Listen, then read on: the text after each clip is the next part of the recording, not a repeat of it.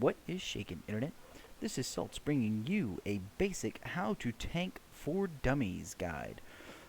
This video will be focusing on the Druid tanking. The Druid is definitely what I have the most experience, at least in Cataclysm.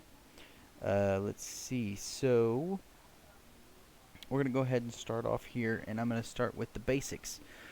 So, overall, Druids, obviously, number one thing is you have to have bear form.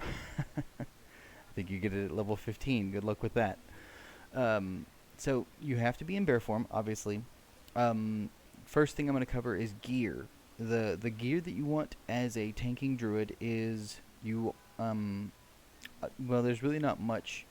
Currently in Cataclysm, there's not much discrepancy between tanking cats or tanking bears and feral cats, the DPS cats. So really, the gear is pretty self-explanatory. You just want to get that gear. It's generally you want agility, stamina gear, and you want to put agility gems in. Agility gems is the number one thing. And then, let's see, what is the... sometimes, if you have to, you want agility stamina or agility dodge. And when you reforge, you pretty much want to reforge everything to agility, or to dodge. So reforging everything to dodge. I think haste is the worst stat. Expertise is pretty low. Mastery is pretty good. And hit, if you've got the hit cap, that one definitely can be changed. I don't remember what the hit cap is, but either way, let's just go through the basics here. So you want agility gear, you want agility gems, you want to reforge as much as possible to dodge, and that would be that pretty much covers the gear. Let's just say that's good for the gear. Let's see, the next thing we want here is buffs. Druids, as pretty much always, only have one buff, the Mark of the Wild, the buff that you actually use. Technically, you have buffs just by switching into Bear because you get the Master of something shapeshift. I'm not going to cover talents here at all. That's going to be, go look it up on the internet, whatever. So, either way, we've got... So, let's see, we've got the buffs covered, we've got the gear covered. Now I want to go through the basics of actually tanking. So, I'm going to go ahead and cover what abilities you actually need to know, or what abilities you're actually going to use during most of the fight. And then I'm going to go through a very simple, hey, this is what I do, and this is how you can do it from there. So, first ability that you want to use, probably the top priority abilities for kitty tanking, or tanking in general, is going to be your damage reduction cooldowns. Damage reduction cooldowns have to be on the bar somewhere. They have to be easily accessible. They don't probably have to be clickable. Like I don't know if you do a 1, 2, 3, 4, number person, if you're a keybind person, or if you're a clicker. It doesn't really matter. You need to know the damage reduction cooldowns as a tank. The number one damage reduction cooldown is going to be Survival Instincts. That is the big cooldown that you are. Yeah, so big cooldown. It's got a 3-minute cooldown. It lasts 12 seconds, and it reduces all damage by 50%. That's the equivalent of like a warrior's shield wall, a paladin's guardian of the ancient heroes, or whatever that's called. I don't know. It doesn't matter. But that's the big cooldown that you get 3 minutes on, and it lasts 12 seconds, 50% reduction. Next one, survivability cooldown, is going to be Frenzied Regeneration. Frenzied Regeneration is kind of cool. It's kind of unique to Druids. You get, I think for 15 seconds, maybe it's upward of 30 seconds. I can't remember the full duration. But you get a 30% buff in health. So whatever your health is now, you get 30% more of it, and you heal over time. You heal, I don't know what percentage of your health, but you heal it over time. Also, if you're extremely low, like let's say you're at 1 health, it will immediately bump you up to, I believe, 15% of your health. So basically, what you need to know about Frenzied Regeneration is it gives you more health, and it and it heals you over time. Just a little bit. It's just a little healing, but it is kind of nice. Okay, so those are the two big ones. Both of those have a 3-minute cooldown, so you need to know that. For Druid tanking, you have a small damage reduction cooldown. That's going to be Bark Skin. Bark Skin you can use in any form, so you should really be using it no matter what.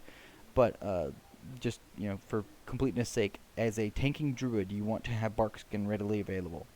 Bark Skin has a 1-minute cooldown, so it's really nice, and it reduces 20% of damage for, I believe, 12 seconds, maybe 15, something like that. It's a littler damage reduction cooldown, but it's also only 1 minute instead of 3 minutes. You really should be able to use this pretty much every trash fight or every other trash fight. Probably every other trash fight, depending on how hard the instance is. But yeah, you should be busting the Bark Skin several times during a boss fight, really, if you're decent. Let's see. Before I get into main abilities, I'm going to cover the other cooldowns. These are not actually damage reduction cooldowns, so they're not tanking cooldowns, but you probably should have them readily available somewhere on your bar, or somewhere to click, or somewhere to keybind, whatever. First one is going to be, I can't remember the name of this. Crap. If you look on my hotbar right here, it's number 9. It's the pink one that gives you rage. I can't remember the name of the ability, but basically it gives you a little chunk of rage, and then it gives you a little bit of rage over time. That one's really nice to have. You really want to be able to use that, because that will... but before any boss fight, you want to pop that so you get immediate rage, so you can do a charge into them. And anytime during the fight, you should pop that. Like, you should hit that on cooldown. There's never reason not to hit that. There's no loss. There's no loss in ability there. You just get more rage, which is always a good thing, because more rage means you can even spam your other abilities or whatever. Let's see. The other one is going to be what is that called? Berserk. Berserk is the other one. It is on a 3-minute cooldown, so it's a bigger cooldown. But it basically, what it does is, it gives you, I believe, just a little bit more damage. I can't remember 100% on that.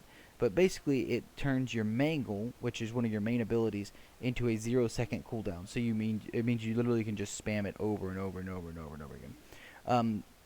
What you really want to do is, whenever you get that pink button, I can't remember what the stupid name of the pink button is, but it gives you all that rage. So whenever you cast that, you get all the rage, and then you use Berserk so that you can just spam Mangle, which is the number priority ability. So I'm gonna go ahead, and I think that covers all the major cooldowns. The only other one that I probably should cover is Innervate. Innervate's always nice to have. You have to be really careful as a tank, because if you use Innervate, you will get pulled out of bear form, which means you lose the ability to tank, really. But you can do it really quick by hitting Innervate and then hitting back into bear form. You have a 1 second. You have to wait on that. But yeah, you basically... Innervate is nice to cast on a healer. You have to know that. Oh, and also the Rebirth, which is your battle res. Since you're a Druid, you can battle res. And if you glyph for it, then you can battle res at 100% health. It's very important to know as a raider, or really anything. You want to be able to do those two things. If somebody runs out of mana, then you need to be able to innervate them. If they die, you need to be able to rebirth them. There you go. Very, very simple things here. Okay, you probably will never be called to do a Tranquility, so don't worry about that one. That's not a big cooldown. I'm just looking at my bars here to see what I can see. So those are the major cooldowns. Let's just focus on those. You got those 3 damage reduction cooldowns. Really quick, running through them. You have Survival Instincts. That's the big one. You got Frenzied Regeneration, which is extra healing and bonus health. And then you have Bark Skin, which is small. Then you have Berserk, which is your DPS cooldown, which is going to help you do more damage. Then you got whatever that pink button is. Can't remember the stupid name of it. But that one gives you more rage. It probably should be used in tandem with Berserk, but it only has a 1-minute cooldown, so you can use it much more often. Before I get into abilities, one last thing. Couple things you want to know. Me personally, I have an Interrupt. The Interrupt ability for druids is, I believe it's called Skull Bash. I don't know. I make it readily available, and you don't want to use it like all the time. Like there's some fights you never use it at all, but I like to keybind it to the middle mouse button. If you keybind it to the middle mouse button, you can literally just say, "Oh, I need to interrupt," and you just click the middle mouse button, and it's perfect. I believe it's called Skull Bash. It's really nice to be able to just do that at any time.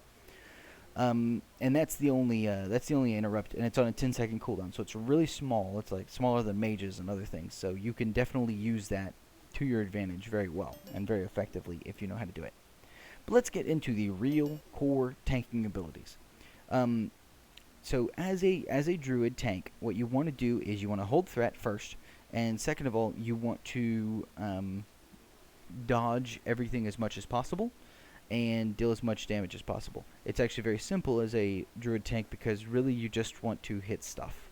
You don't have like a shield block or any weird things with shields because you don't have a shield. What can I say? Either way, so let's go ahead and get into the priority list of being in bear form. So you're in bear form. The number one priority is going to be using Mangle. Mangle gives them a small debuff over time that is going to increase your DPS, basically, just to keep it simple. You want to use Mangle on cooldown. Definitely use Mangle as much as possible on cooldown.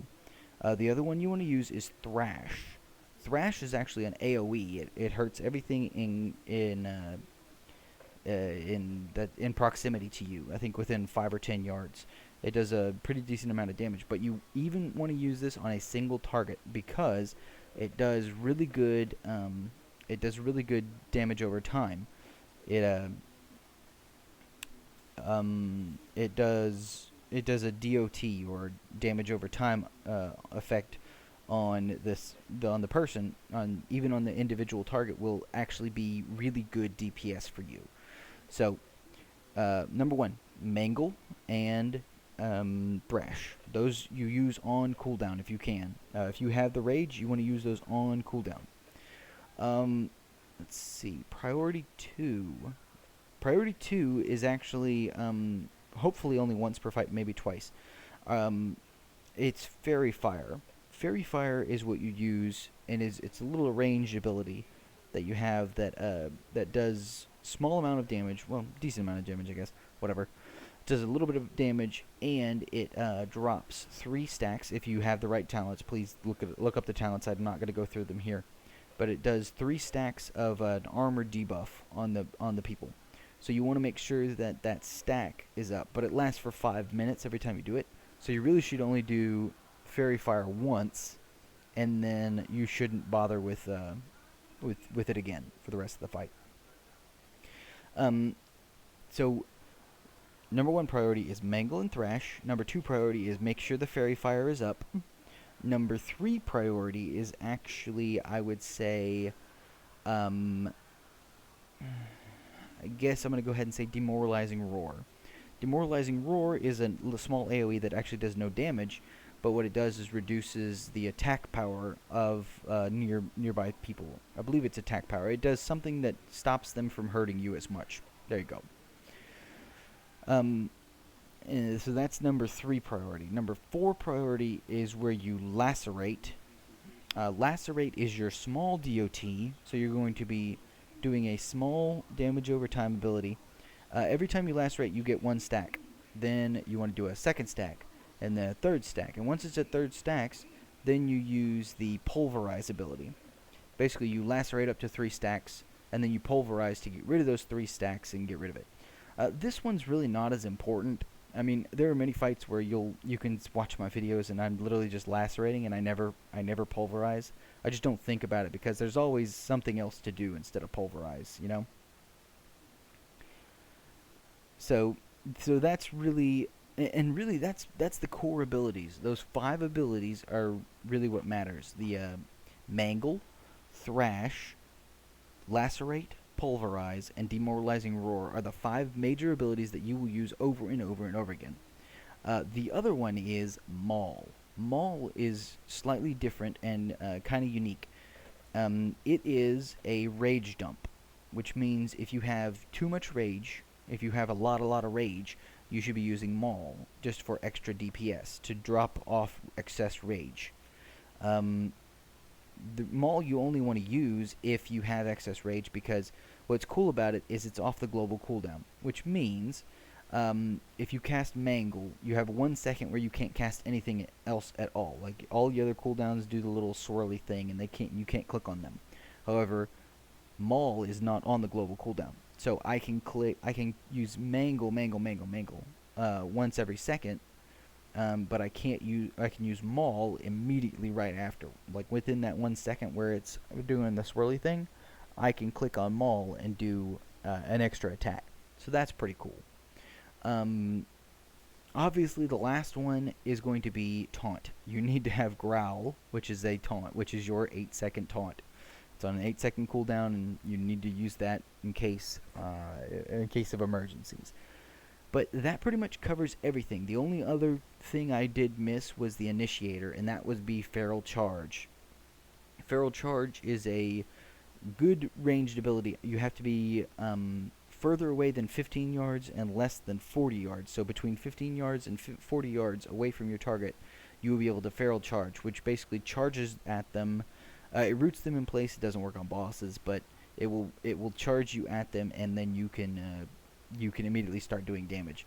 It's really nice to be able to do that from a distance, so you can immediately start up a fight. That's how you initiate a fight. You Feral Charge in, and like I said, you'll use that pink ability, whatever it's called, and then you'll Feral Charge in and start up your DPS rotation.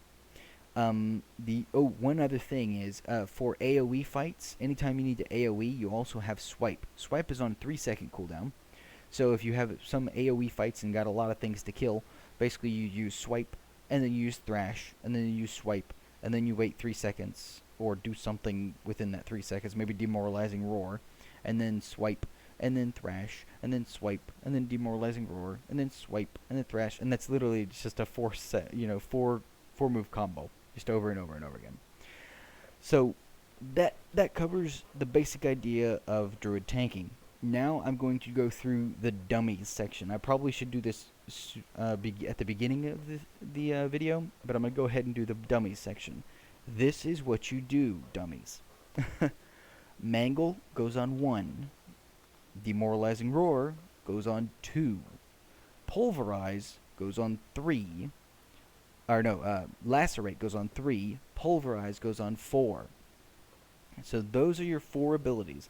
That way you can use your pinky to just hit 1 over and over and over again every time Mangle's up, and then you hit 3 to do Lacerate, and then 4 to Pulverize when Lacerate's full. The other option would be to put Thrash on 4, because you're going to be using Thrash as much as possible, and you want Thrash, and Thrash is actually more effective than Pulverize in general.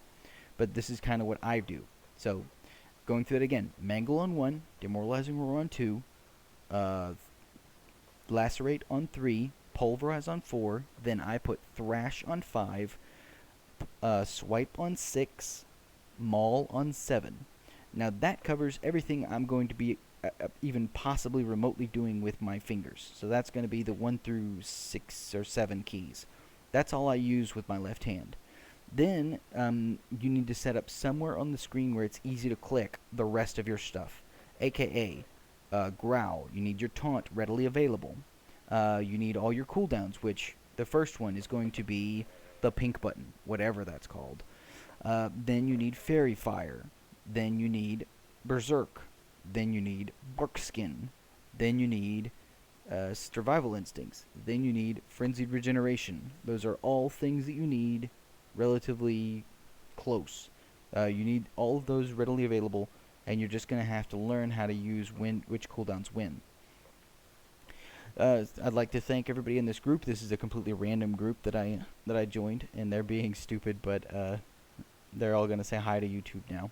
So thank these guys for being in this video. I hope this video has been informative. Like I said, Dummies, this is what I do. I'm going to go real quick through it one more time. Mangle on 1, Demoralizing Roar on 2, Lacerate on 3, Pulverize on 4, Thrash on 5, Swipe on 6, Maul on 7. That's what you do to get most of your abilities.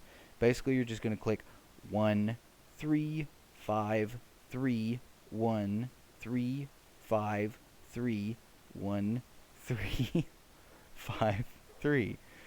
That's going to be your major concern. Every once in a while you're going to throw a 2 in there and a 4 in there and a 7 in there if you're really good, but otherwise that's how you tank as a druid. Hopefully this guide has been informative. Please give me advice. Please leave comments in the section below and we will cover this and we will hopefully get some nice fancier things here and something. I'm open to suggestions. I'd like to make this guide much better, and I would like to make this guide much more thorough. I want to be very, very simple. I want to keep you guys informed, and I want to keep you guys entertained. So hopefully this guide has been okay so far. Let me know your thoughts, and as always, you keep it salty, internet.